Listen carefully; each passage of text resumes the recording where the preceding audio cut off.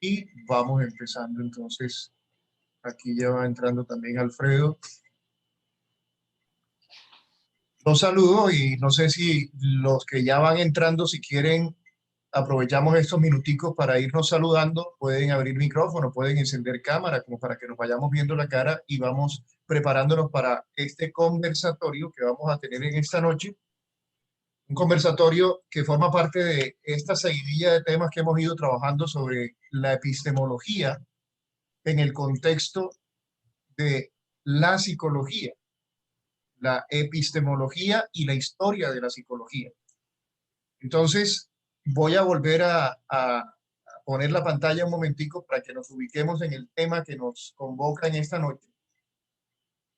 Yo sigo dándole aquí a admitir a los que van ingresando. Y quiero que nos enfoquemos en esa temática que es la que nos está reuniendo hoy. La ciencia se hace con las tripas. El primer conversatorio que tuvimos con Alex, él mencionaba ese tema, concretamente también de las emociones, de la afectividad a la hora de construir el conocimiento científico. El doctor Eduardo también en esa misma línea nos iba contando cómo el conocimiento en cierto modo implica una comunidad científica que construye pensamiento. Y hoy, con nuestro invitado, Alberto Linero, que ustedes conocen a través de los medios de comunicación, él además tiene una formación profesional que nos permite mirar el tema de la epistemología más allá del ámbito académico, porque si algo ha caracterizado a Alberto desde toda su vida es el carácter existencial de sus mensajes, el carácter profundamente existencial del conocimiento que él genera. Por eso lo hemos invitado precisamente para que nos comparta un poco esa visión existencial del conocimiento, esa visión íntima de acercarnos a la verdad, pero también de cómo construir comunidad cuando no hemos sido educados para la emocionalidad, digámoslo así, cuando nos han educado para la razón y no para la sinrazón de los afectos, por decirlo así. Eso, sin lugar a dudas, ha tenido consecuencias en lo que nosotros hacemos en el campo científico. Para mí, una de las consecuencias más nefastas es que al no tocar el tema de la emocionalidad, no hemos generado verdadera comunidad científica. En América Latina, si algo nos ha caracterizado es el individualismo y si algo nos ha caracterizado es la fragmentación del conocimiento precisamente por esa individualidad. Entonces, yo saludo a Alberto sin más preámbulo. Alberto, bienvenido, de verdad es un honor para nosotros poder contar con tu presencia en esta noche. Esperamos que toda esa experiencia que has ido acumulando, sumada a esa gran trayectoria de formación en la teología, en la filosofía, en la comunicación social y en la educación, nos la compartas y nos ayudes a ver cómo podemos construir comunidad en el ámbito de la psicología y concretamente en el Colegio Colombiano de Psicólogos. Muchas gracias, Alberto, por aceptar la invitación. Nada, primero, buenas noches, y yo me emociono cuando tengo la oportunidad de conversar con amigos como ustedes, conversar con personas que están trabajando estos temas que para mí son fundamentales. Entonces, lo primero que manifiesto es mi emoción, mi alegría de poder estar con ustedes, de poder conversar con ustedes hoy aquí y de iniciar un conversatorio sencillo. Yo en estas vainas trato de ser lo más simple posible, ¿verdad? Yo no he organizado una ponencia, sino que fundamentalmente lo que he organizado son unas ideas para que podamos conversar con Mauricio y nada, también con los que participen y con los que están. En el último tiempo yo he estado dedicado al tema de la educación emocional. Es lo que realmente me ha ocupado el tiempo académico por estos días. De hecho, estoy dirigiendo una investigación en estos momentos sobre el rol de las emociones en el ejercicio académico de los profesores de la Universidad de la Costa en Barranquilla. Tenemos un grupo de investigación y estamos trabajando sobre eso. Ya en estos momentos vamos a entrar a comenzar a aplicar todas las pruebas que hemos establecido. Porque estoy enamorado de eso. Y entonces, lo primero que yo tengo que volver como a reivindicar es el lugar de las emociones en el espacio humano.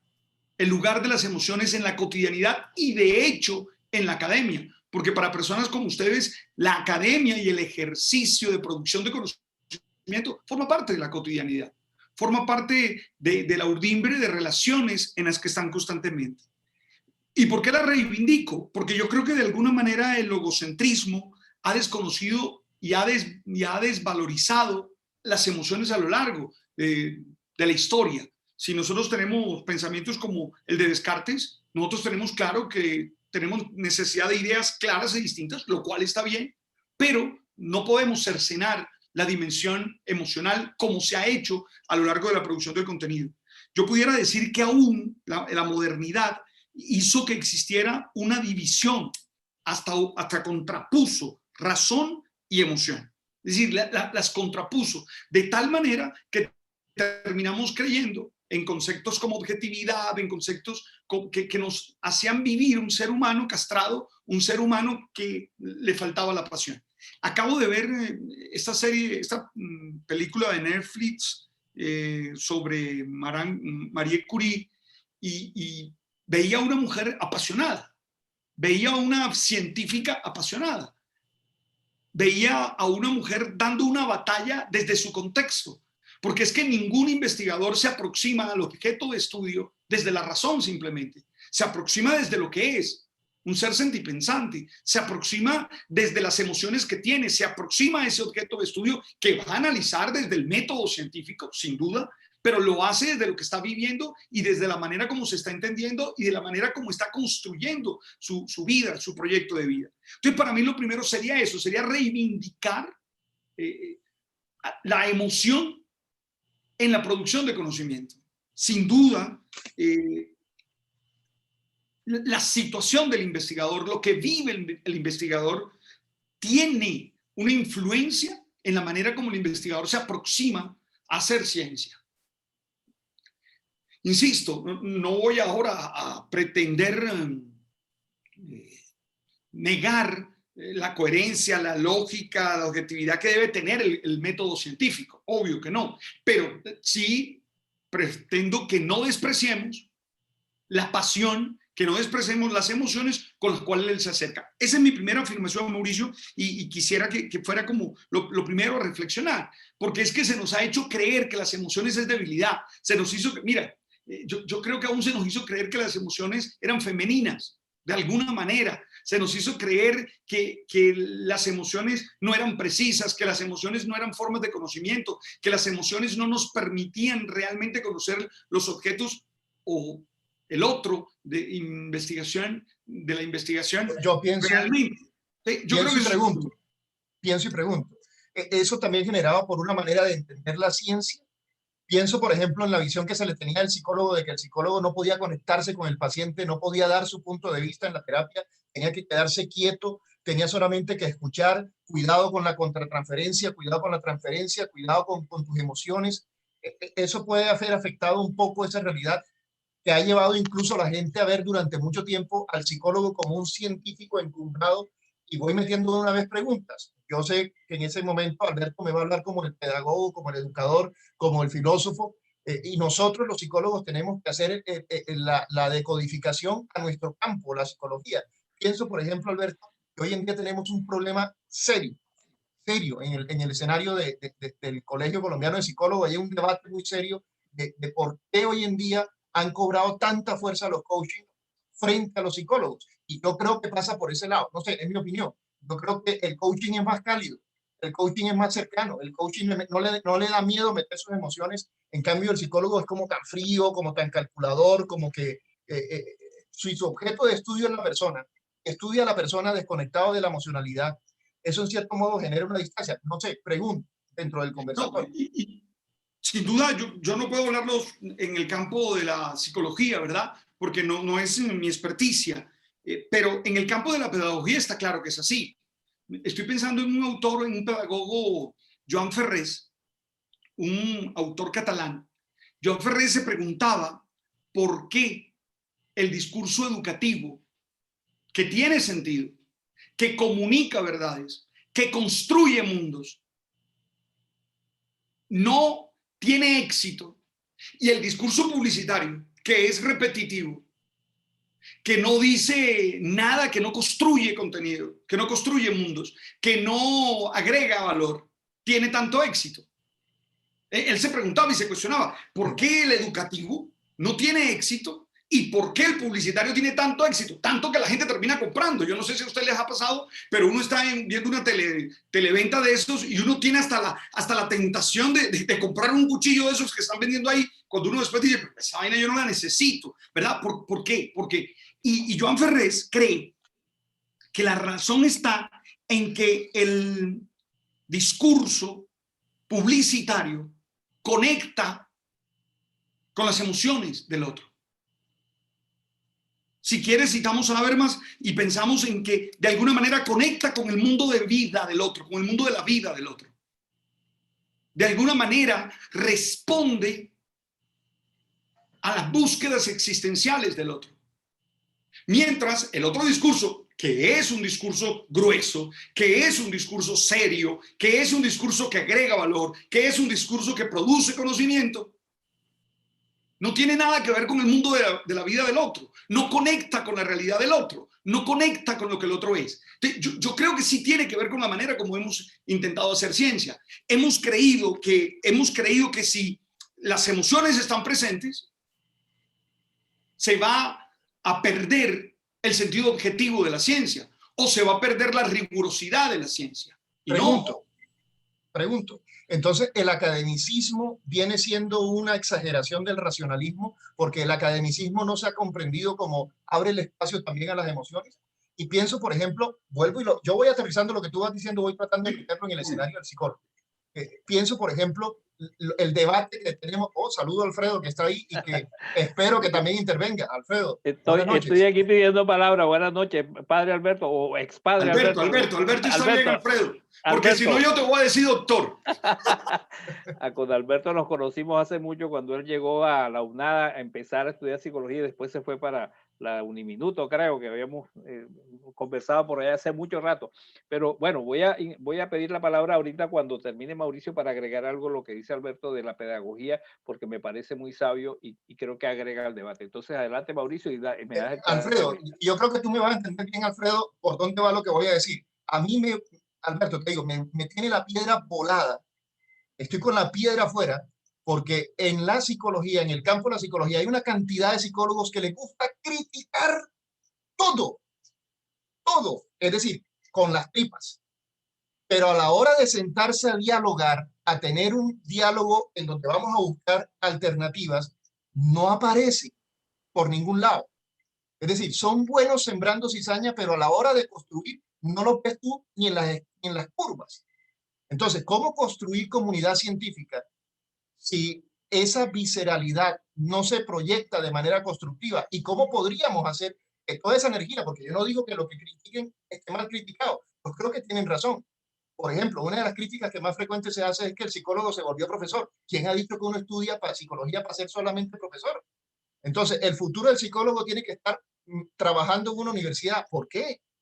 Con tanta gente necesitando ser atendida, con tanto deportista necesitando ser acompañado, con tanta empresa en este momento de crisis que necesita el psicólogo, y los psicólogos lo único que piensan es meterse en una universidad. Claro, Mauricio, no digo pero además quisiera, déjame y insisto en un elemento que tú que conoces el griego lo vas a entender, y es el término koinonía, ¿verdad? Ese término que en el koiné griego funciona mucho. Y es que nosotros creemos que se hace comunión por comunión de ideas, y no se hace comunión, no se hace comunidad solo por la coincidencia de ideas. Mauricio, las ideas no mueven el mundo.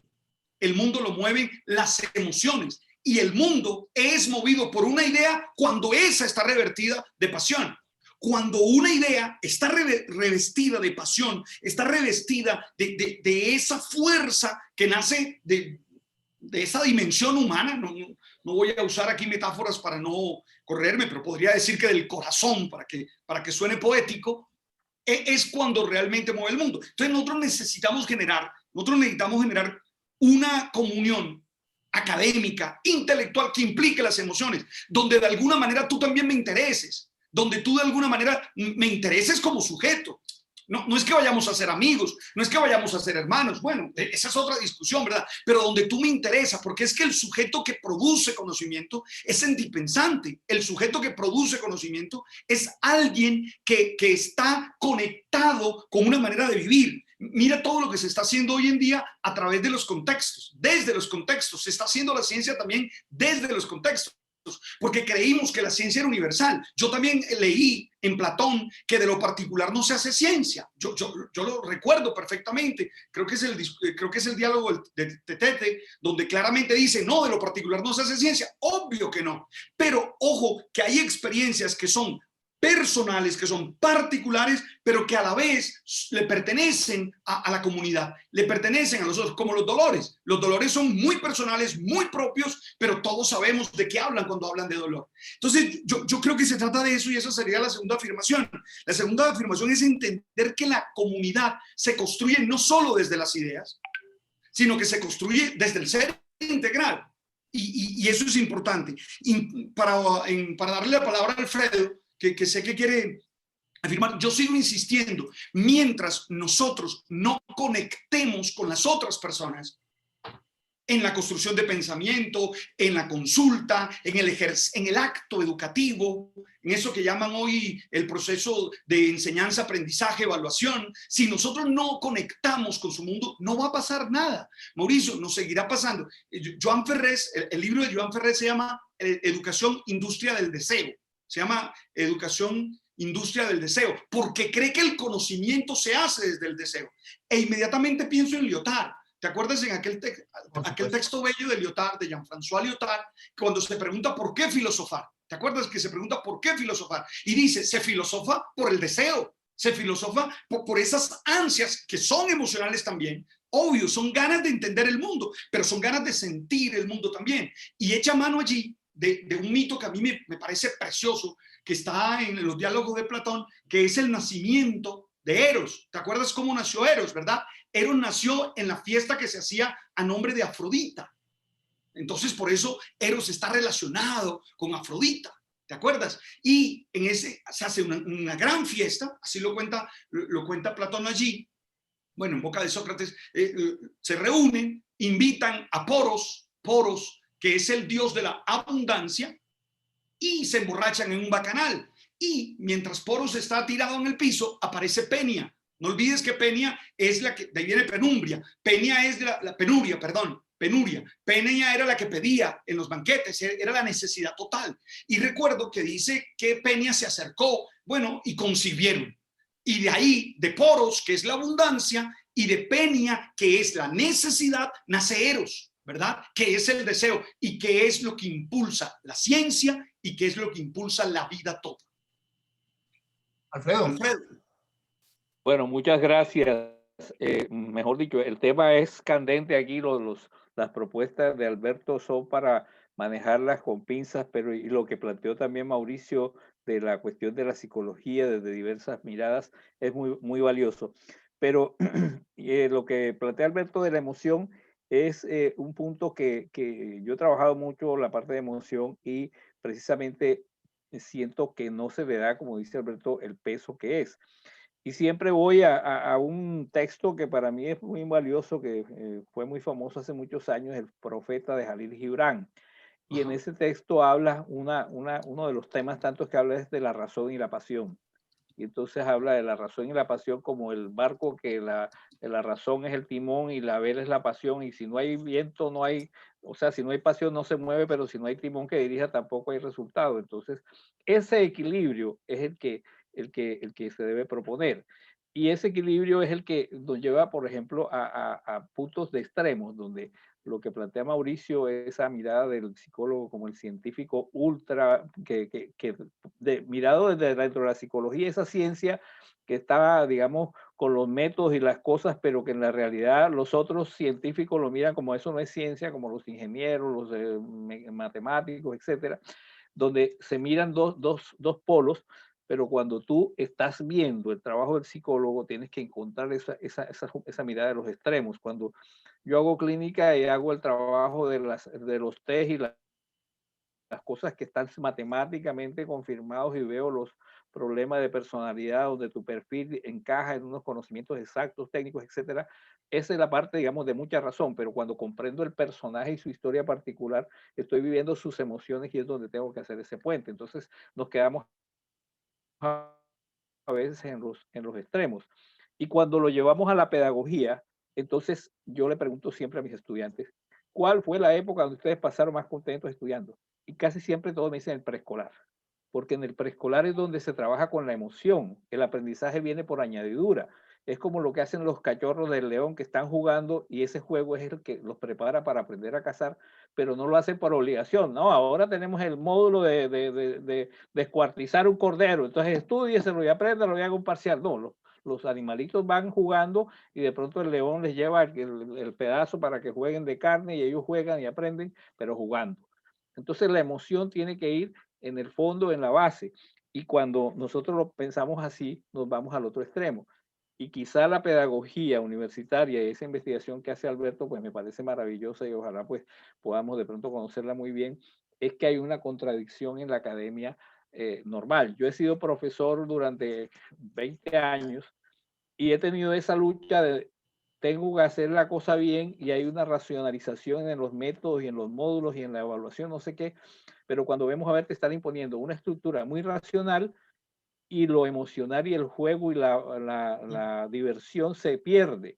Y entonces es donde el estudiante dice, esta clase es aburrida porque el profesor tiene que hacer una lectura de temas, etcétera. Y cuando los buenos profesores o cuando me va bien las clases es cuando hago otra cosa distinta que es meterle diversión y concurso y la cosa, pero con profundidad. Entonces hay ese equilibrio de la emoción y la razón es la que nos debe ayudar a mirar las cosas. Y por eso precisamente la ciencia básica, es decir, o el saber básico debe ser del que se han originado todos los saberes, es la filosofía, porque es el amor al saber, el amor que es la emoción por un saber que es la explicación de un mundo, pero es un saber que es valiosísimo. Entonces, y el científico la visión que se tiene del científico es equivocada. Aquí tengo un texto de Poincaré, no sé si se pronuncia así en francés, dice, el científico no estudia la naturaleza porque es útil. La estudia porque le entusiasma y le entusiasma porque es bella. Si la naturaleza no fuera bella, no valdría la pena conocerla. Y si no valiera la pena conocer la naturaleza, la vida no tendría sentido. O sea, esa es la inspiración, como decía Alberto, de Madame Curie, de qué quería saber porque amaba ese saber. Y después de saber, bueno, vamos a ver para qué sirve y tiene que saber. Y todo lo que uno inventa, allá los que llevaron al famoso helicóptero a Marte a que volara, pues deben estar felices. Y una gente dirá, pero qué pendeja, un helicópterito que parece de juguete volando ahí y todo el mundo emocionado. Pero es porque ese saber nos lleva allá. Alberto, ¿está que se habla? Entonces, Alfonso ha dicho tres cosas que quiero subrayar. Alfredo. Perdón, Alfredo, discúlpame, bro. Tranquilo. Doctor Alfredo.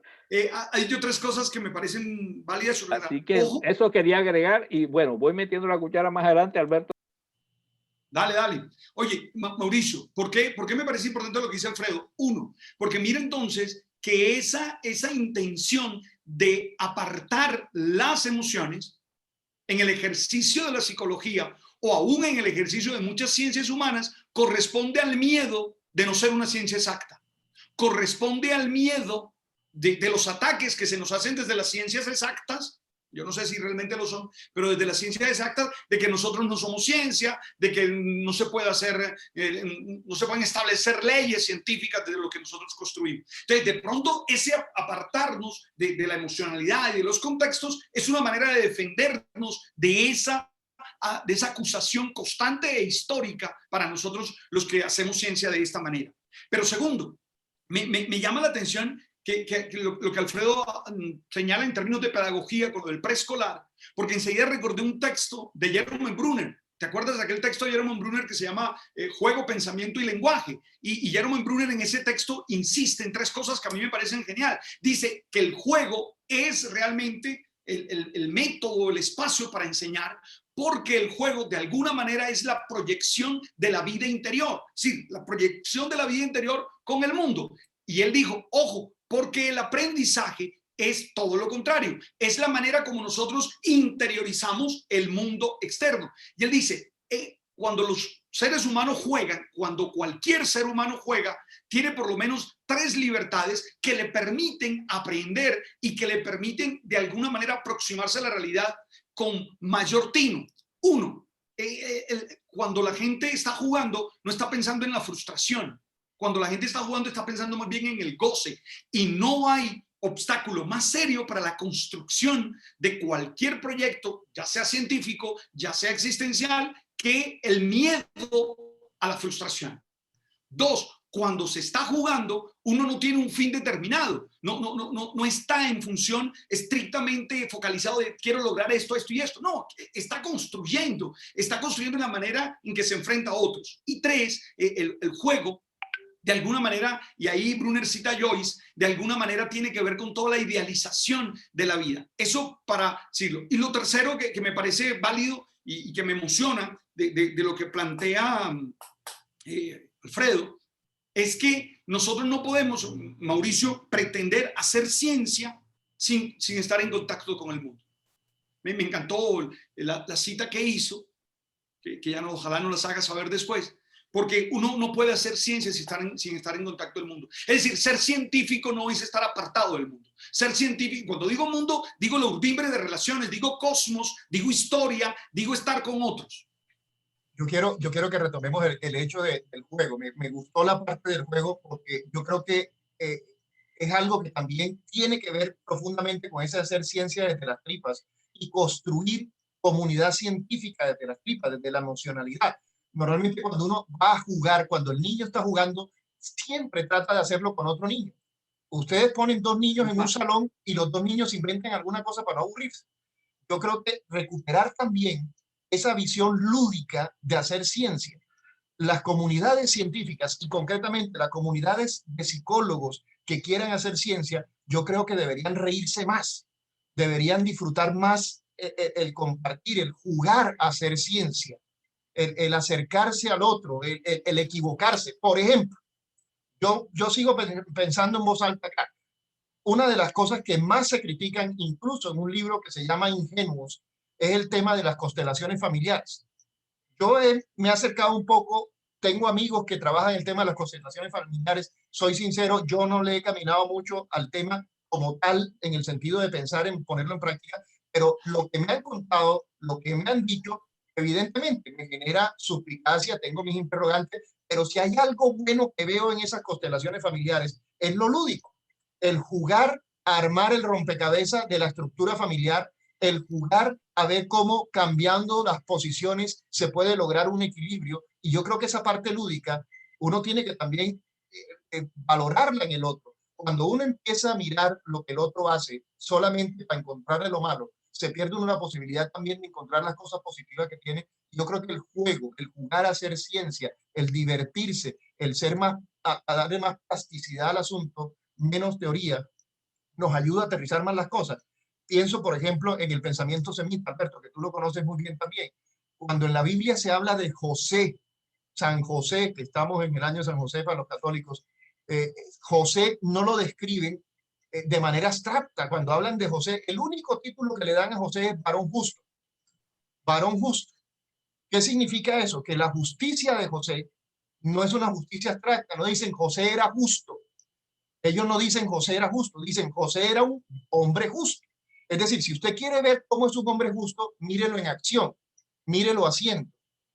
Para mí, un problema serio que tenemos los psicólogos es que nos colgamos el título, nos creemos el título y nos desconectamos de ser psicólogos, de ser cálidos, de ser cercanos. Me traslado también a un escenario que tú conoces muy bien, que es el escenario de la vida religiosa. Miran en Colombia cómo lo que más le critican a los curas es la incoherencia, cuando pregonan amor y no aman, cuando pregonan comunidad y no construyen comunidad. No digo que todos sean así, pero es la misma crítica que nos hacen a los psicólogos.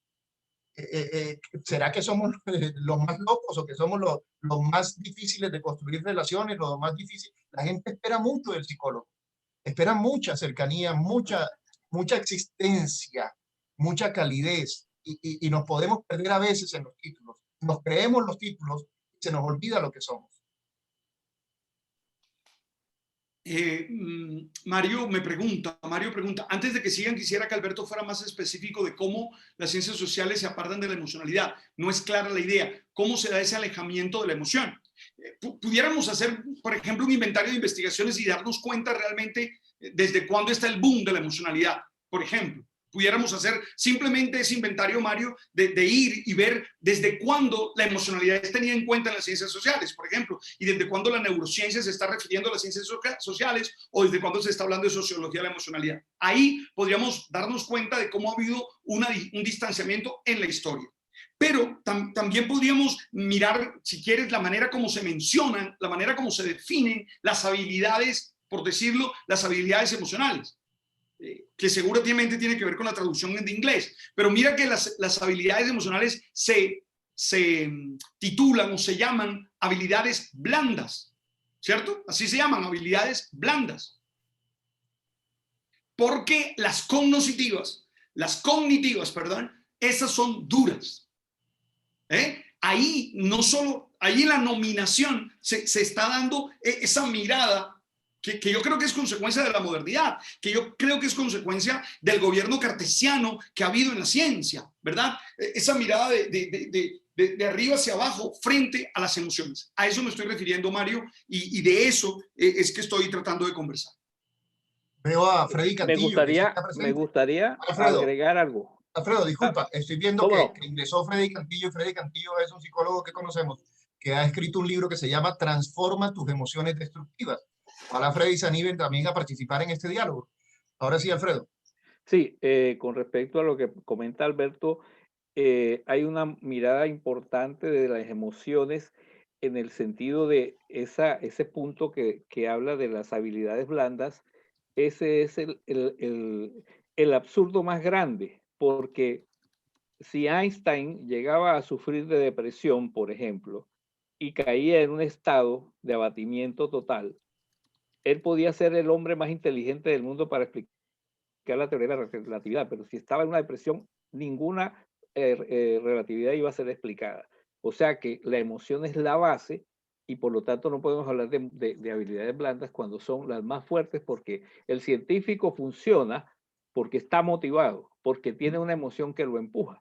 Entonces, pensar así es como si la matemática se resolviera sola y el problema X del algoritmo y del teorema, etcétera, no se resolviera con pasión. ¿Cuántos matemáticos han, digamos, muerto con la preocupación de que no pudieron resolver X, un teorema, y después llegan otros y se dedican a eso?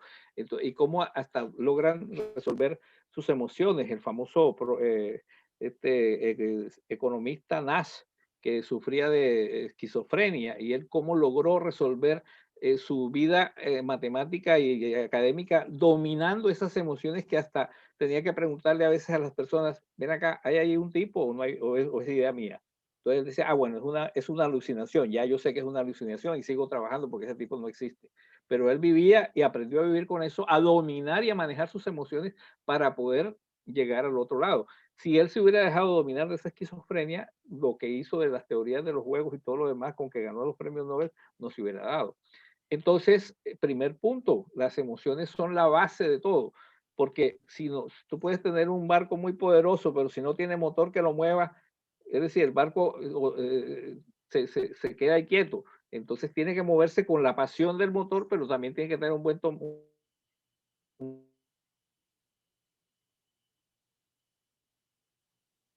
un motor que dice Gibran, qué problema, que es el del coaching, que ¿por qué está ganando ese auge? ¿Con qué peligro? Con que son personas que de pronto hacen una formación, pero no se responsabilizan de lo que puede pasar porque no tienen la formación. Entonces hay que tener miedo porque trabajan con las emociones del otro, pero tú no puedes, digamos, prevenir y llegar hasta un punto. Entonces, indudablemente, la emoción tiene que estar en equilibrio con el conocimiento profundo de dónde se puede llegar.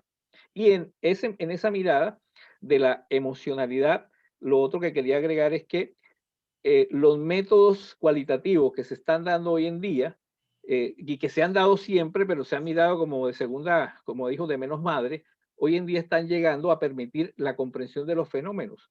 Entonces, cuando tú haces la teoría específica de una situación X, puedes entender una realidad y estás saliéndote de una teoría general, que es lo que pueden hablar las matemáticas duras, etcétera, pero que cuando tú miras lo cualitativo lo llevas a ese resultado. Entonces, mirando las emociones o enfocadas en un conocimiento, las emociones para que tú las comprendas, porque es que la emoción es una estructura biológica del individuo, y Darwin ya lo mostró. Allá iba a preguntar.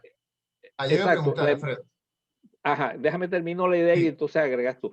Las emociones son una herramienta del individuo, pero la medida en que no aprendemos a comprenderlas y a manejarlas y a ponerles un enfoque, son como un carro que no se maneja bien. El carro que tú no sabes manejar y tú le aceleras y te equivocas, te estrellaste. La emoción es como un carro que hay que saberlo llevar con la fuerza y la habilidad para que llegue a un resultado. Y las emociones te dicen cosas que tenemos que aprender a leer de ellas. Entonces, ese saber de las emociones es el que tenemos que aprender. Allá voy porque la educación emocional debe el tener. tema de la inteligencia emocional, el tema de la educación, la pedagogía emocional, que Alberto yo le he escuchado varias veces, esas famosas 5 actitudes positivas, Alberto, recuerda, de que tú mencionas y que incluso has dado conferencias sobre eso: asertividad, proactividad, sinergia, resiliencia, iniciativa. Podríamos hablar un poco de eso, Alberto, porque la idea es cómo construir comunidad. Eso es lo que nos está convocando hoy. ¿Cómo podemos nosotros hacer que las emociones nos permitan construir? Ya está claro que no nos han servido para construir comunidad, pero ¿qué podemos hacer para que podamos utilizarlas de manera saludable y construir comunidad? Yo pienso, para cerrar la intervención mía, que eso que tú planteas, Mauricio, es la profundidad y el punto que debemos tocar. Cómo llevar a un conocimiento de las emociones en la persona, en el niño, en el individuo, en el adulto, para que se comprendan sus emociones, y eso le ayuda a entender que no son ni buenas ni malas, sino que son parte de la vida y hay que vivir con ellas y entenderlas. Y cuando tú estás deprimido, no es una persona que no tiene ánimo ni ganas, así como cuando te fracturaste un hueso, te tienen que dar tiempo para que se suelte. Cuando tienes un estado depresivo, también tiene que darte tiempo para que lo manejes, y esa es una realidad que quiero dejar como conclusión. Esa era la segunda anotación. ¿Listo? Quiero dejar como conclusión de este primer tema, quisiera formularlo así para que quedara bien preciso. Es decir, de alguna manera necesitamos entender el rol de la experiencia vivida por el investigador para comprender al otro, al objeto de estudio, en su ejercicio de producción de conocimiento. Es decir, en el fondo eso es lo que quiero señalar, que el doctor Sabogal lo deja claro. Dice, necesitamos emociones que nos unan, como el amor por hacer investigación aplicadas a la situación de nuestro país, de nuestra gente, de nuestra comunidad. Yo estoy de acuerdo. Mauricio, para entrar en el tema que tú propones,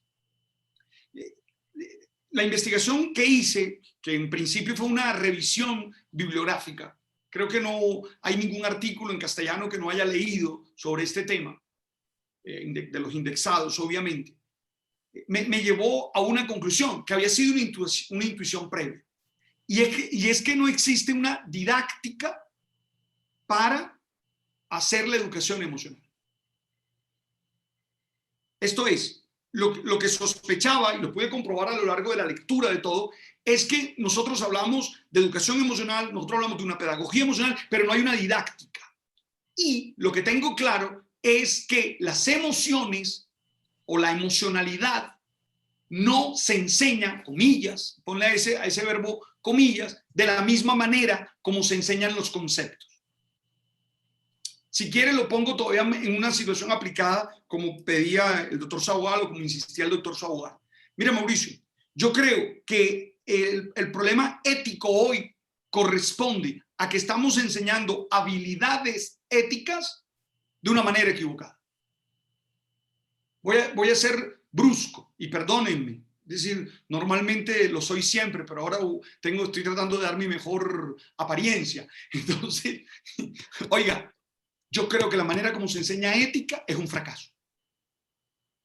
Yo creo que los cursos de ética que yo conozco son un fracaso. ¿Por qué? Porque la habilidad ética, por llamarla de alguna manera, no es igual a la habilidad con la que yo aprendo conceptos matemáticos o conceptos de otro tipo. Lo que estoy diciendo es que si nosotros no tenemos una pedagogía, una didáctica que comprenda la estructura de las habilidades emocionales, esas que llaman habilidades blandas, si no entramos allí, no vamos a tener éxito en la enseñanza. ¿Qué hacemos nosotros cuando damos clase de ética? Yo he sido profesor de ética en universidad. enseñamos a Aristóteles, enseñamos a Habermas, enseñamos, bueno, los autores que hemos aprendido y damos un discurso sobre la bondad, damos un discurso sobre todas esas cosas, ¿verdad?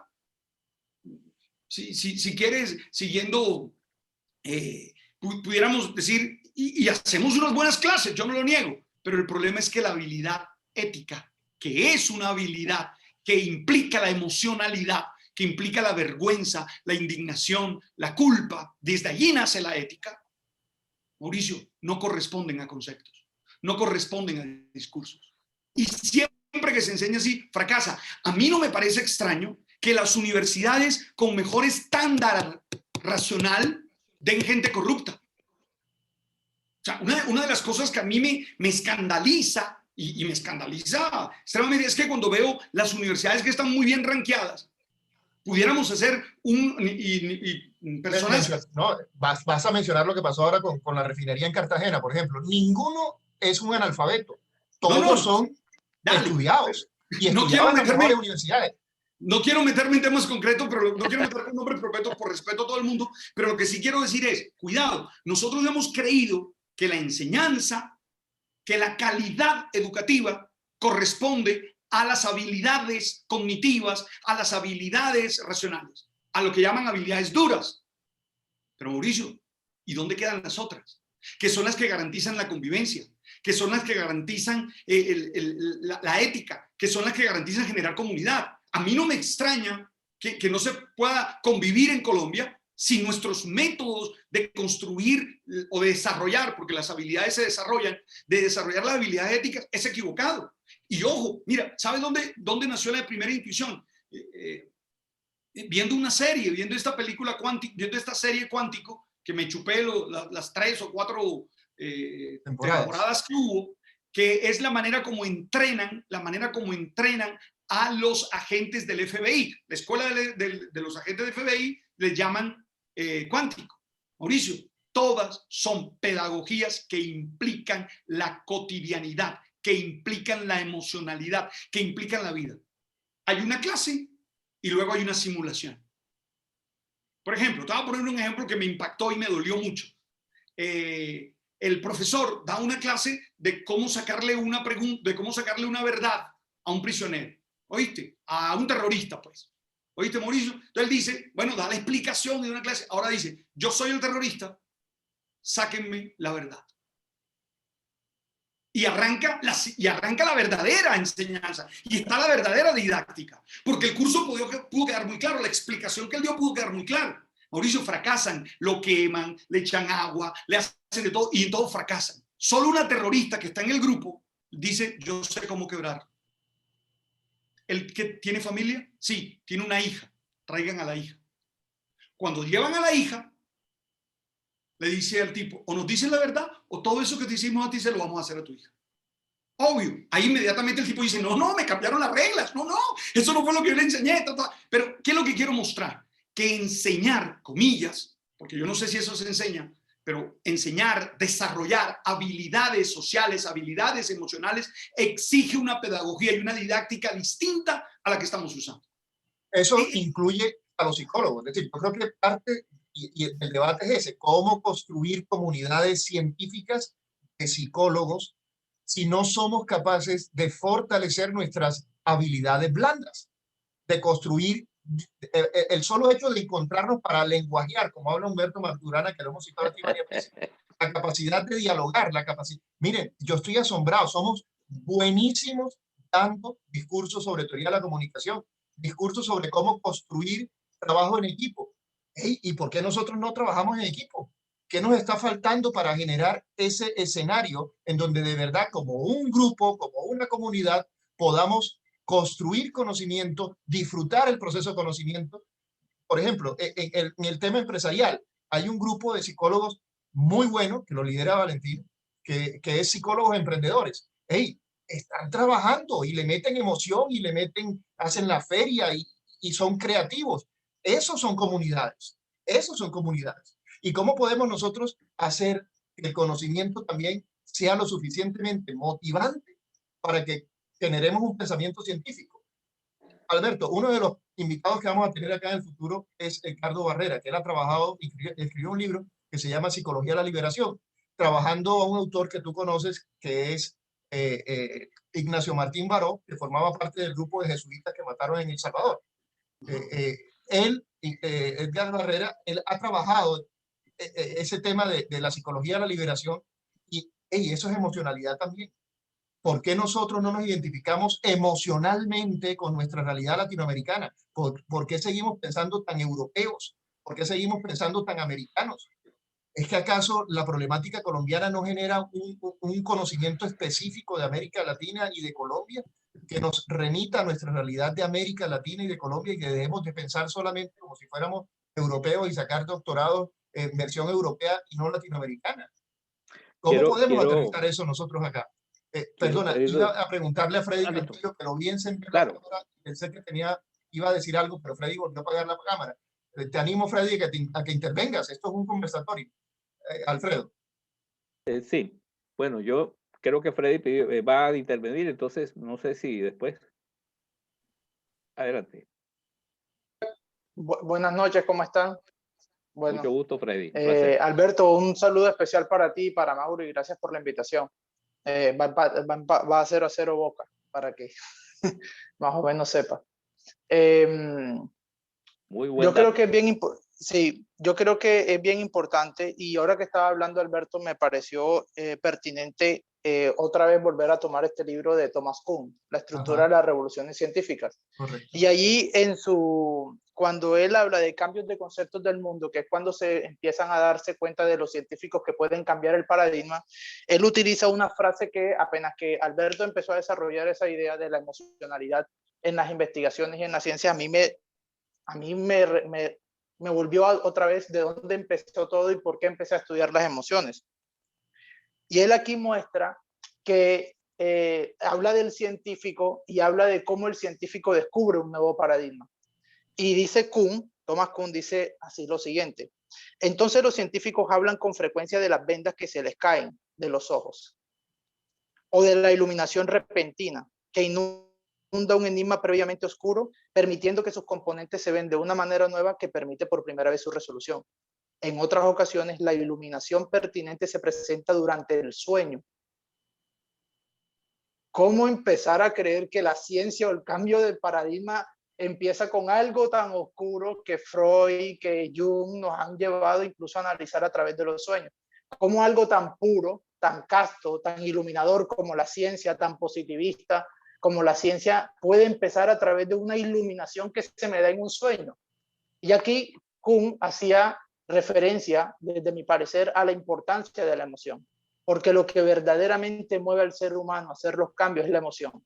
Infortunadamente, como decía Alberto, fuimos demasiados cartesianos, pero nos olvidamos de Spinoza.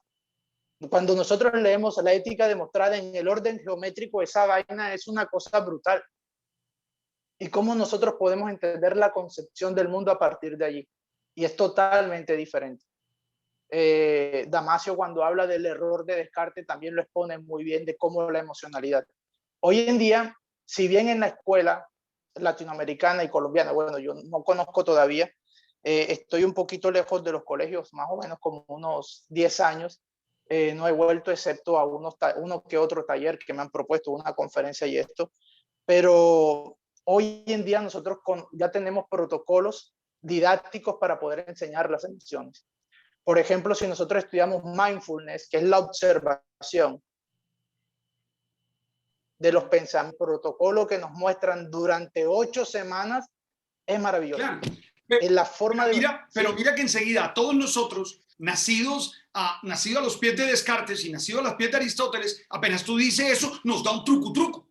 Es decir, a mí me da, es decir, cuando yo te oigo decir eso, que yo conozco, acabo de terminar de leer un texto de estos que está publicando Harvard sobre empatía, sobre resiliencia. Resiliencia, has not been the review. Los últimos que me encantaron.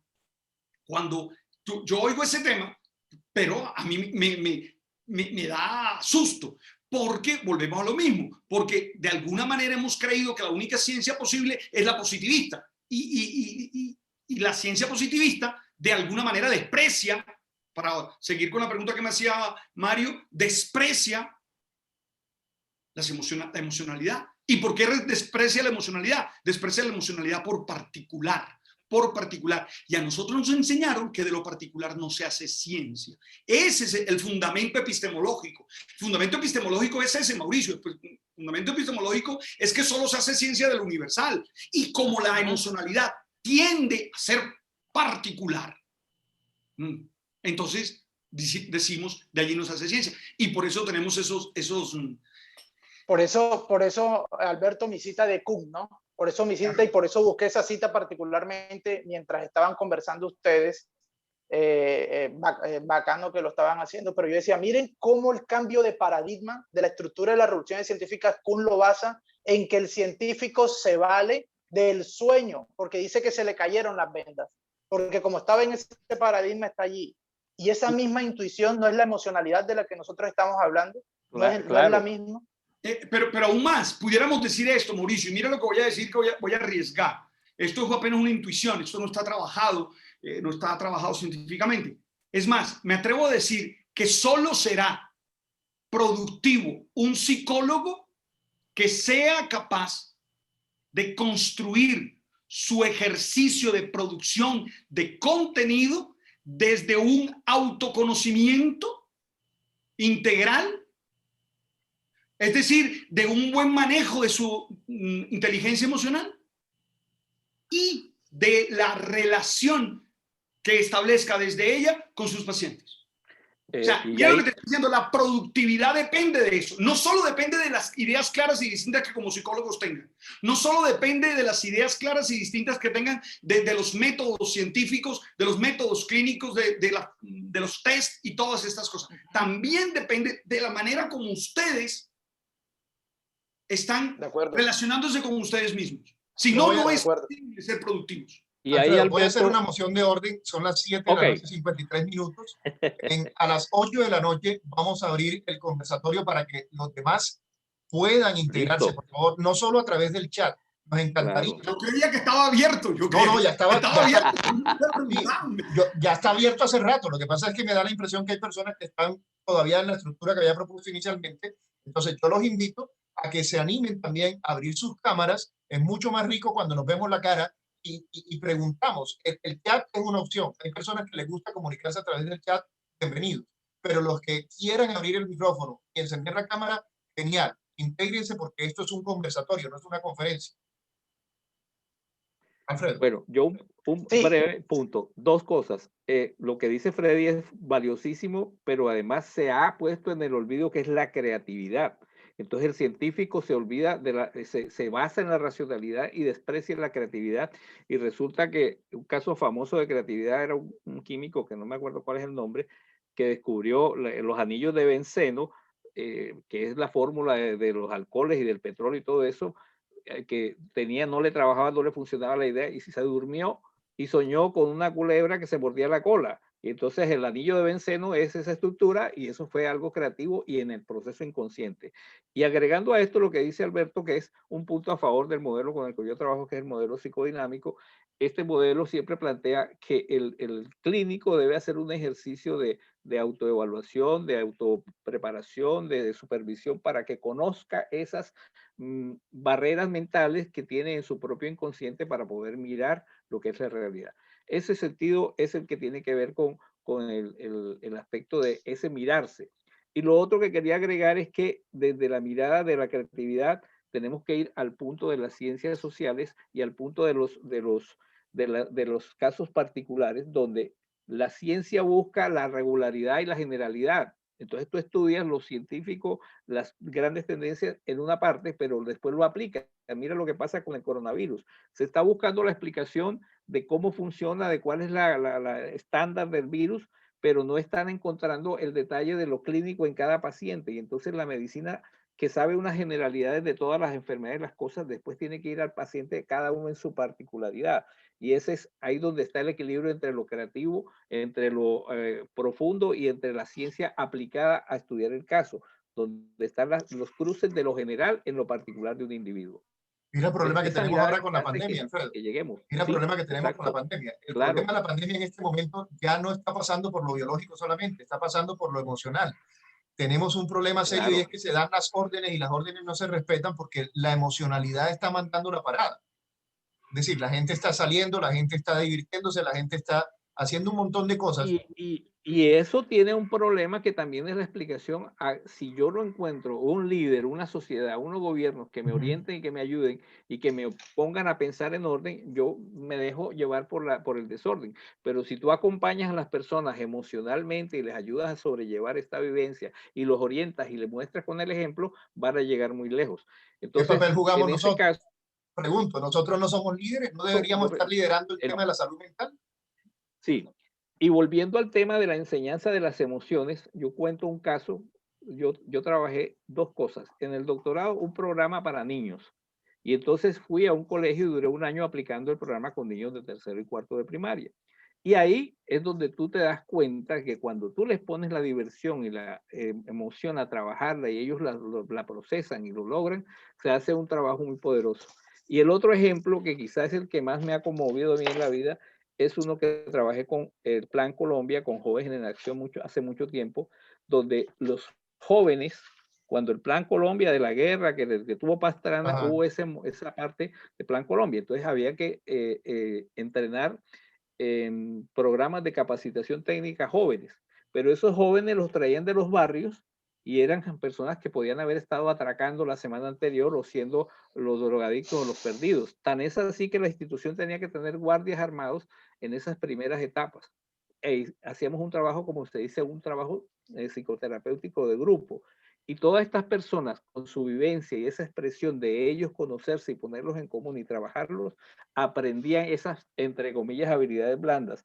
Y hoy me encuentro muchos muchachos de esos que se escribían en cualquier cosa, en el programa más hueso que no iba a tener proyección económica, pero que como les daban un auxilio, ellos se metían y después los encuentro haciendo otras cosas, pero me dicen, profesor, lo que usted nos enseñó, que trabajamos, y yo no se lo enseñé, fue el grupo y ellos mismos, nos cambió la vida. Personas que Es la estaban en esa importancia del condición, que trabajo en esto no es grupo, un... es decir, el trabajo de la Exacto. comunidad, que Y de es un trabajar las colectivo el que educa. emociones. Es la comunidad la que Y educa. trabajarlas, como dice Alberto, y como dice Alberto, las emociones vividas desde mí mismo, desde Sí. el grupo, y ellos compartían sus emociones y aprendían a aprender de eso. Bueno, ya, pues ya Yo hablé ahí mucho. también, ahí también me llama mucho la atención porque, y quiero seguir profundizando en lo que decía Alberto, y es lo siguiente, a veces a nosotros con ese modelo de no inmiscuirnos con el otro, porque acá está el doctor, acá está el psicólogo y allá está el paciente, nos muestran a veces una relación demasiado objetal. El paciente a veces es un objeto epistemológico que yo tengo que investigar y a veces no se le permite esa vincularidad. Miren, la misma cámara de Hessel nos lo dice. La misma cámara, o sea, el paciente es un objeto epistemológico que yo tengo que estudiar, que yo tengo que observar, que yo tengo que predecirlo, que yo tengo que ver y lo hago con una visión positivista. Entonces esto tampoco nos permite a nosotros poder tener esa vincularidad emocional, porque creemos que si nosotros podemos ser contaminados con la emoción del paciente, también nos perdemos. Nosotros tenemos que mantenernos también inmaculados para que no podamos ser contaminados con el paciente. ¿De acuerdo? Entonces, fíjense que todavía hay una enseñanza, hay mucha enseñanza, sobre todo en los clínicos, que se nos enseña que mantener esa objetividad por encima de todo. Esa objetividad que no nos puede relacionar. ¿De acuerdo? Bueno, Entonces, yo sigo preocupado, perdónenme que siga jalando. El asunto no es cómo el psicólogo va a hacer su trabajo, no, el asunto es cómo el psicólogo va a construir comunidad, que es la parte, es el cuello botella, donde nosotros, claro. es decir, no se trata de decir que el positivismo no funciona, que el otro no funciona, no, son distintas maneras de abordar la realidad, pero ese no es el punto es cómo eso puede permitirnos a nosotros tener autocrítica, ser capaces de construir comunidades saludables donde la emoción forma parte indispensable. Y cuando digo emoción, son todas. Es decir, la ira es una emoción que forma parte del trabajo científico. El asco, el fastidio, es una emoción que forma parte del trabajo científico. Igual que la alegría, Claro.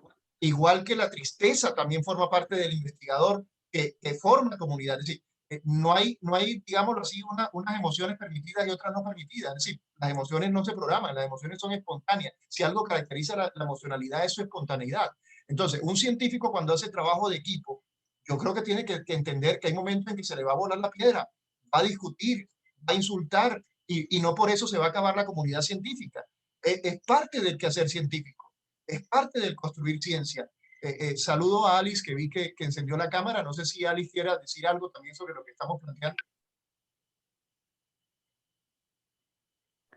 Estoy totalmente de acuerdo con ustedes. Muy divertida de escucharlos.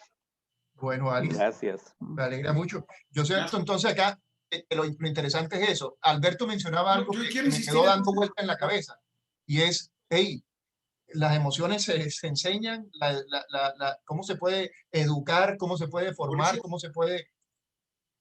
Mario está pidiendo la palabra. Mario Gutiérrez está pidiendo la palabra. Ah, perfecto. Mario. ¿Cómo están? Bienvenido, Mario. Yo quisiera... Gracias. Hola, Mario. ¿Cómo están? Yo quisiera agregar, o sea, de acuerdo a todo lo que he escuchado de ustedes y que hablan de la emocionalidad, de la participación, del juego, de la enseñanza, y me parece, bueno, y me ilustró mucho Alberto con el ejemplo de Marie Curie, del programa en Netflix, y creo que lo que lo hace, lo que permite esa emocionalidad, y que veo que también hay un problema general, bueno, con la psicología, creo que lo que ayuda es la apropiación de qué es lo que yo estoy haciendo, ¿sí? De pronto viene esa emocionalidad. Cuando yo siento que el trabajo que hago es mío y viene de mí. O sea, yo soy un ente participativo, no solamente un ente que aprende, sino que participo en el proceso, ¿sí? Digamos, yo tengo muchos problemas para aprender, y si se dan cuenta allá atrás tengo como un tablero. Sí, y cuando yo hago mi proceso y puedo tomar lo que estoy aprendiendo y ponerlo en mis palabras y hacer gráficos que yo mismo entiendo, ahí es cuando, bueno, primeramente pues introduzco todo, interiorizo el tema, lo vuelvo propio, y aparte también después lo puedo trabajar, que creo que es algo que se puede manejar desde, digamos, en la psicología, tanto que hablan como de lo que estaban hablando, como cómo hace el psicólogo, que debe tener como un proceso de interiorización. Creo que es eso, cuando yo puedo apropiarme de los procesos, ya sea solamente un clínico o manejo, o sea, un clínico positivista o no. Creo que es desde que yo entienda el proceso, desde que yo entienda al otro, que eso hace partir de la empatía, que eso es algo mucho que han hablado mucho ustedes, como es el proceso empático, y todo, el aprendizaje, la conexión con el otro y la conexión con mis emociones, es esa parte de apropiación, saber que yo soy un sujeto que puedo manejar el tema, que lo puedo manipular, que puedo estar a gusto. Ahí ya empieza una emocionalidad, cuando puedo estar a gusto y puedo sentirlo, y puedo decir, no, es que no me cuadra y me molesta, y miro qué es lo que me está incomodando, ¿sí? No la cátedra fija que dice como, es que tú tienes que hacer esto. Creo que... Mario, muchísimas gracias. Gracias por tu intervención. Alba María Rincón creo que también levantó la mano, tiene la mano levantada ahí hace rato, y vamos a cederle la palabra a Alba María. Gracias, Alba. Muy amable. Primero que todo, encantada. Me emociona mucho esto, valga el término aquí. Bueno, cuando ya iba a decir el padre Linero, Alberto. Cuando Alberto menciona de cómo la emoción acude más a la particularidad, creo que ahí viene una de los grandes conflictos que se genera cuando se habla de ciencia y construcción de conocimiento, y es que lo particular tiende a integrarse dentro de una generalidad, dentro de unas leyes que entre comillas deben ser universales. Desde el momento en que empieza a surgir la preocupación por la emoción, creo que casi que empieza un ejercicio de desmitificación de un componente fundamental al cual se le había querido como sustraer de lo que tradicionalmente se hablaba de la relación entre el sujeto y el objeto de conocimiento. Cuando descubrimos que este componente está allí, está inserto, y que de una u otra manera se sustenta, digámoslo así, en la misma cosmovisión que tengamos, en cómo nos acercamos a esos otros y a nosotros mismos.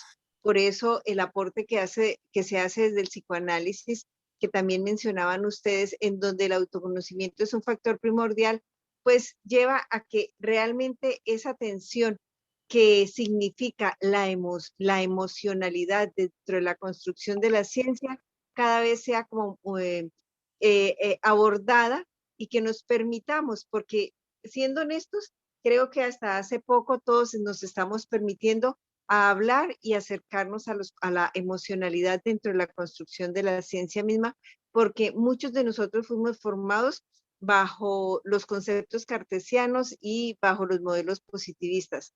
E ir descubriendo e irnos sintiendo e incluso empatizando con estas nuevas concepciones de ver y abordar el mundo del conocimiento, creo que son los que nos permite estar hoy conversando en torno a esto.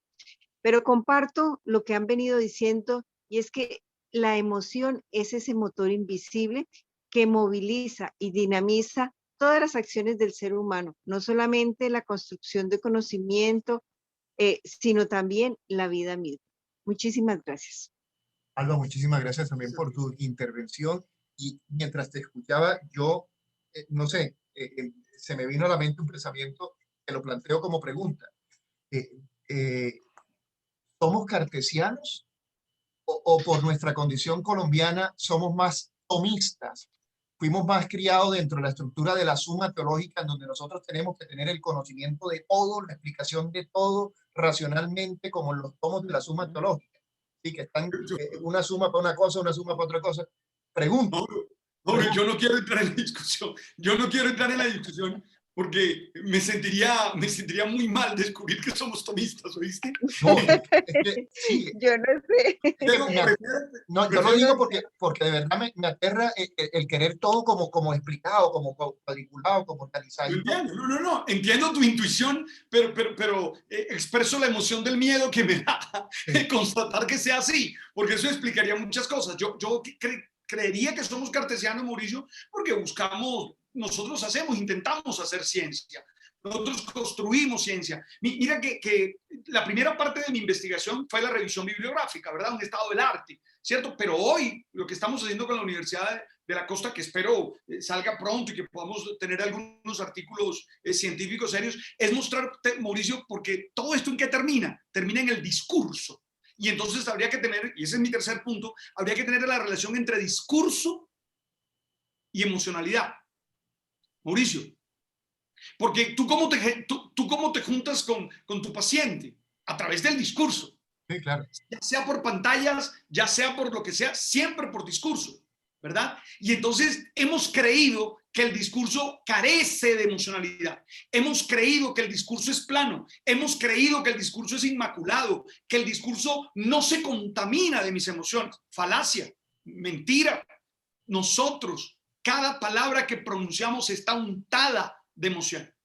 Es más, Mauricio, no se te olvide que es más posible comunicarse a partir de la pragmática, y entiéndase pragmática como eso que hace que uno distinga entre un beso, entre un piropo y un regaño. Eso que hace que uno distingue entre un piropo y un regaño, eso se llama pragmática de alguna manera, ¿verdad? ¿Te acuerdas que la misma palabra se usa para ambas cosas? Yo soy Caribe, yo soy Caribe, y en Barranquilla, en Santa Marta, donde yo soy, le decimos una mala palabra al otro para saludarlo y le decimos la misma mala palabra para ofenderlo. Entonces, ¿cómo él logra descifrar eso? No es por gramática, no es por sintaxis, sino es por eso que podríamos llamar pragmática, por eso que se llama contexto. Bueno, Mauricio, ahí se da más comunicación. Mira, yo te pongo ejemplos, te voy a poner ejemplos. El otro día escuché un discurso de Gaitán, y no quiero hacer afirmaciones políticas. Estoy hablando de personaje. Mauricio, dice en un discurso la plusvalía de la hegemónica muestra, que yo te juro que no entendí la frase. Porque es muy densa, Mauricio, y ese pueblo que lo estaba escuchando estalló de emoción. Ahora te pongo uno más bajo. Diomedes Díaz. ¿Tú has oído las entrevistas de Diomedes Díaz? No dicen nada.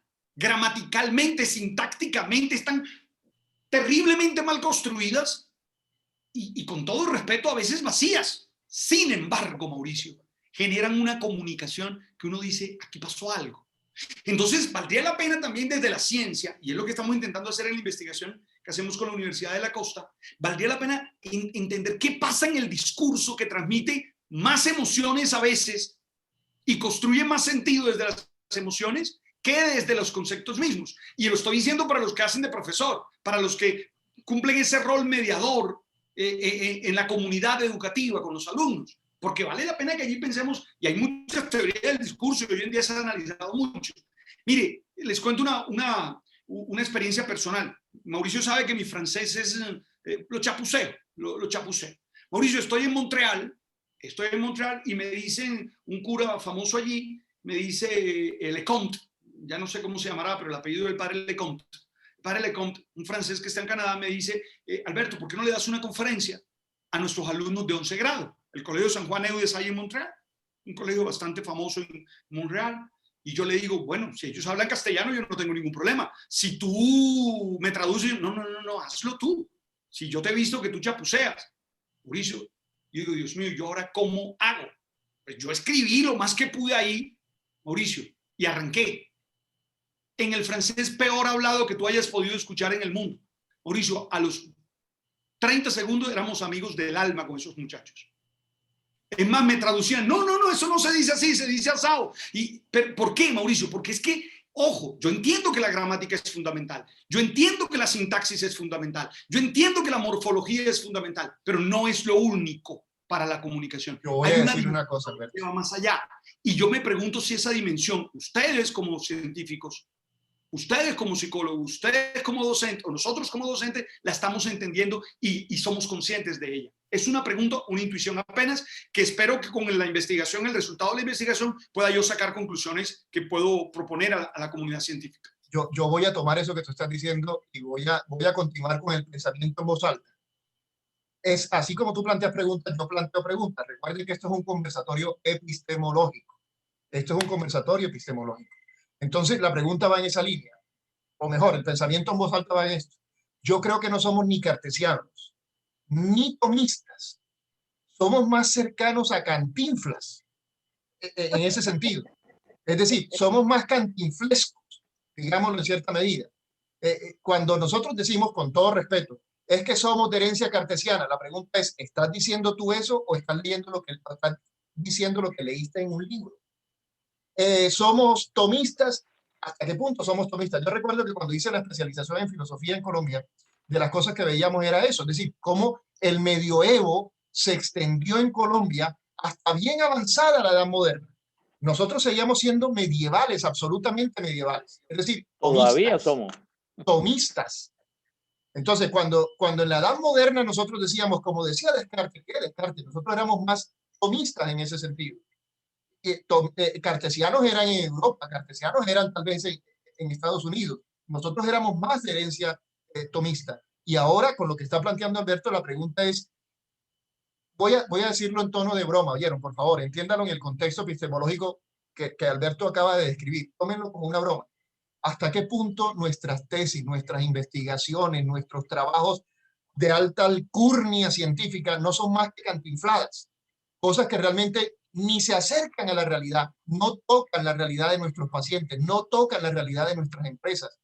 Fabricamos conocimiento para que nos paguen, fabricamos conocimiento porque nos volvimos mercaderes del conocimiento.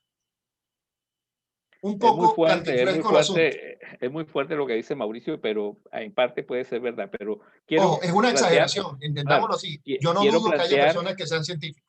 Y quiero plantear un punto que no se ha mirado, es decir, en el sentido de las emociones, el modelo psicoanalítico trabaja la búsqueda de resolver las emociones y de llevarlas a un lenguaje, porque el modelo psicoanalítico habla de que lo básico, lo instintivo, lo esencial no tiene lenguaje.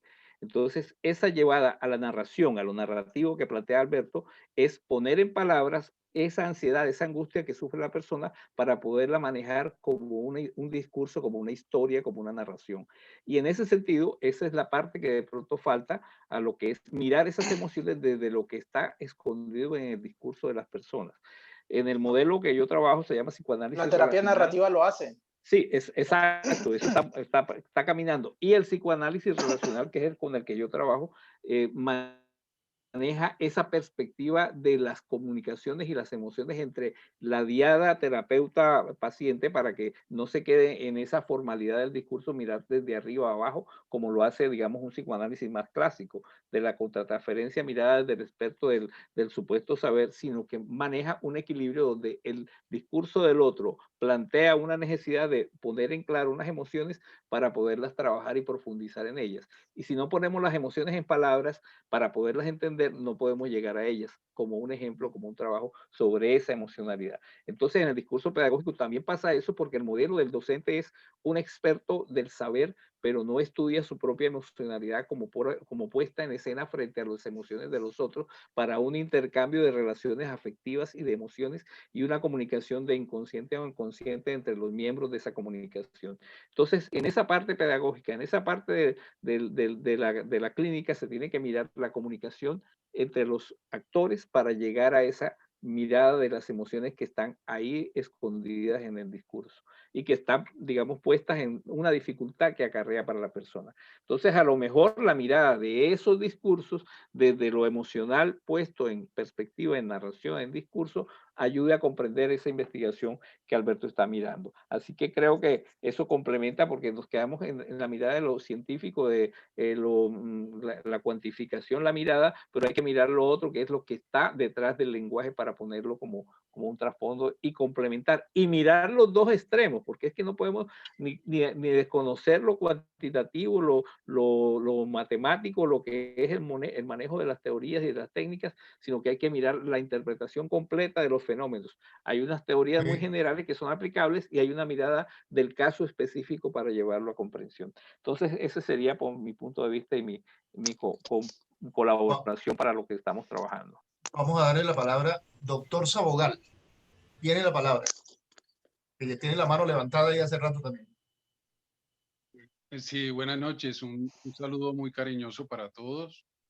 Primero pedirles disculpas porque yo no soy psicólogo, soy psiquiatra y estoy aquí como colado en el grupo. Bienvenido. Bienvenido. El tema es común. Precisamente estoy aquí porque me emociona poder estar con un gremio que no solamente sea el de psiquiatras. Creo que volviendo a la pregunta que tú haces, cómo construimos comunidad científica, creo que es muy importante, una de las cosas sería abrirnos, o sea, poder abrir los círculos, porque, por ejemplo, en la parte de psiquiatría, la Sociedad Colombiana de Psiquiatría, somos siempre los mismos con los mismos, hablamos de los mismos temas y ahí se pierde la emoción. Entonces, poder abrirnos y en nuestras investigaciones mezclarnos con otras ramas del saber que aportan a la salud mental, como la antropología o la psicología, la terapia ocupacional, incluso los coaches que ahora están muy de moda, hacer coaching, y lo hace mucha gente mejor que nosotros, los que nos dedicamos a psiquiatría o a psicología, porque conectan esa emocionalidad con los pacientes, con el público. Entonces tendríamos que mirar cómo nos abrimos para poder integrarnos más los diferentes círculos y que el abordaje sea más holístico. Yo creo que eso podría ser emocionante para todos. Y también, como lo dije hace un rato,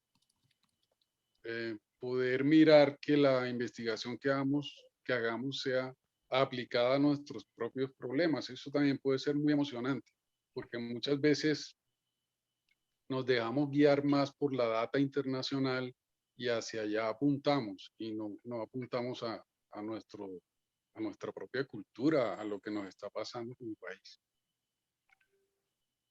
¿Tu nombre cómo es? Para no decirte doctor solamente. Perdón, Miguel Sabogal. Miguel. Miguel, muchas gracias.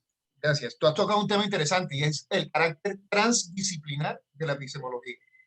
Aquí Claro. no hay solo psicólogos, ¿oíste? Aquí en este grupo también hay otras personas de otras profesiones. Nos han acompañado historiadores, nos han acompañado filósofos y hoy está Alberto, que es, entre otras cosas, teólogo, filósofo, comunicador. Entonces, es una pluralidad que nos enriquece. Gracias, Miguel. A mí, Miguel, yo quiero subrayar lo que habías dicho ya en el chat, que realmente me emociona también. Y es que siempre mis emociones es cuando dices que necesitamos emociones que nos unan, como el amor por hacer investigación aplicada en la situación de nuestro país. Eso me parece fundamental, porque es que al fin y al cabo lo que nos mueve es eso, es decir, ¿qué es lo que nos mueve a investigar? Con todo respeto y teniendo cuidado por no molestar a nadie, a veces nos mueve más un aplauso, a veces nos mueve más una calificación, un cum laude, a veces nos mueven más esas cosas que son importantes y son valiosas. Yo no las voy a señalar, pero lo que dice Miguel hay que subrayarlo porque nos tiene que mover, es algo más de realización, es algo más de ser, es algo más de alcanzar como seres humanos y desarrollo personal. A mí me parece interesante ver cómo como que todos los caminos nos conducen a Roma. Es decir, estamos encontrándonos en un elemento común que son las emociones y las emociones nos lanzan de nuevo a nuestro campo de acción. Es decir, esto es de ida y vuelta. Recuperar eso que han mencionado varias veces, tanto Alfredo como Alberto como Freddy, el autoconocimiento, el darnos cuenta de quiénes somos. Yo no sé, a mí nosotros tenemos un profesor, el padre Alberto Parra, él cuando hablaba desde las tripas y se gesticulaba, movía las manos en el estómago. Yo creo que nos falta ese sentir a Colombia. Yo estoy aterrado del problema tan grande en que estamos metidos. Yo no sé si la gente se ha dado cuenta el tema tan delicado de salud mental que puede generar un estallido social tenaz, terrible, porque toca no solo el aspecto de la mente, toca las finanzas, toca la salud, toca todos los escenarios y parece que estamos como voy a decirlo en costeño, como ahuevados. Es decir, ¿por qué no nos acudimos? ¿Por qué como gremio no tenemos un rol mucho más activo, más de líderes que señalan caminos, en lugar de estar esperando que nos señalen los caminos? ¿Qué vamos a hacer con toda esa juventud que se está levantando en medio de la pandemia? Con todo el problema de la educación que tienen esos muchachos ahora, con todo el problema de la socialización. Como decía una niña en el curso, mi esposa es docente y me compartía uno de esos videos que tenía una de sus niñitas, y ella decía, ya dejen de decir que los jóvenes son el problema, no, ustedes son el problema. Ustedes son los que están saliendo, son los que están haciendo fiestas clandestinas, los que están haciendo, los pelados no. Nosotros tenemos otro cuento. Bueno, no estoy diciendo que no haya pelado así, pero esa niñita decía eso. Yo no salgo de mi casa, yo no salgo, son ustedes los que están saliendo. Son ustedes los que están armando el desorden. Wow. Oye, agradezco que me hayan invitado a este compartir. Sí. Yo infortunadamente soy de los que duermo temprano porque mañana me tengo que levantar a las 4:30. Y si no alcanzo. Lo entiendo. Oye, perfectamente. Me da gusto conocerlos, Alfredo. Gusto volverte a saludar. Miguel, gusto en conocerte, hermano. Todo lo bueno. Alba María, gusto en saludarte. Y a cada uno de los que ha estado ahí, gracias. Oye, a Alice, gracias por estar, gracias por todo. Mauricio, espero poder seguir conversando y dialogando. Todo lo bueno. Alberto, magnífica esta conversación, Alberto, y un placer. De verdad que muy agradable, así que chévere. Pasa la investigación. Yo iba a plantear lo mismo. Vuelvo a venir a mostrarles resultados. Nuria, chao. Que estén muy bien. Feliz noche. A todos ustedes, muchísimas gracias. Ha sido muy enriquecedor el aporte de cada uno de ustedes. Mil gracias. Bueno, muchas gracias a todos. Igual, muchísimas gracias. También debo retirarme. Yo creo que todos tenemos también que cumplir con nuestro compromiso de mañana y aprovechemos entonces muchísimas gracias para despedirnos. Gracias por haber estado acá. Creo que ha sido una experiencia enriquecedora. El video lo enviaré en el chat por donde ustedes se enteraron. Por ahí voy a mandar el video. Listo, Mauricio. ¿Cómo no? El video lo voy a mandar en el chat que se llama Epistemología 1 o Epistemología 2. Si alguien no está en uno de esos chats y quiere que lo agregue, por favor, voy a anotar mi teléfono acá para que me escriban y me digan, Mauricio, agrégame al chat y yo les mando el link por ahí. Mi teléfono es 534 34 81. 300 534 34 81. Creo que ahí va a llegar. Me avisan si lo pueden ver. Ahí lo puse, no sé si lo alcanzan a ver todos. Sí, Entonces, sí se ve, Mauricio. ¿Sí se ve? Bueno, perfecto. Por ahí les mandaré yo el link del video, por si acaso quieren retomarlo o si quieren utilizarlo para alguna herramienta pedagógica, puede ser de utilidad. Muchas gracias por haberme permitido estar con ustedes. De verdad me emociona mucho este tipo de encuentros. Vamos a seguir con los conversatorios. Vamos a tratar de iniciar un curso de epistemología a través de Zoom. Ya les estaré mandando la información. Espero contar con su presencia, con su apoyo. Los que tienen estudiantes de universidad, compartan cuando empecemos esta experiencia del curso virtual, que va a ser gratuito. Va a ser breve. Vamos a dar los lineamientos de lo que es la epistemología y cómo la epistemología ancla en la psicología. Espero contar con su apoyo. Muchas gracias, Freddy. Muchas gracias por haber estado acá también. Martes a estas charlas de epistemología. Sí. Freddy, mucho gusto. Y bueno, buenas noches para todos. Un placer. Doctor, un placer Alfredo, conocerlo. Buenas noches. Gracias, Bueno, Alfredo. muchas gracias Un placer. por la Qué bueno Alba, escucharlo. invitación y Alfredo, Mauricio también. Nuria, todos. Muchas gracias por haber estado aquí en esta noche. Nos vemos en el Muy próximo amable. encuentro. Que descansen. Muchas gracias.